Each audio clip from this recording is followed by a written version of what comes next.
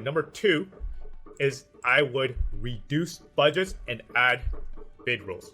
Let's go back to our campaign. Sometimes your ACoS could jump because you're just overspending on a campaign, right? So what is great now is that we have something called a budget rule, right? So you can do is like lower your budget to, let's just say, in this case, 125. Right. But I will set the budget rules telling Amazon that if the performance of the campaign hit a certain threshold, I want to do this much to the campaign budget, increase or decrease based on performance. So here, what I can tell Amazon to do is that, hold on, let me go to a sponsored product campaign. Right, this one right here. Let's just decrease this to 25. But and then you could go to like the budget rules here.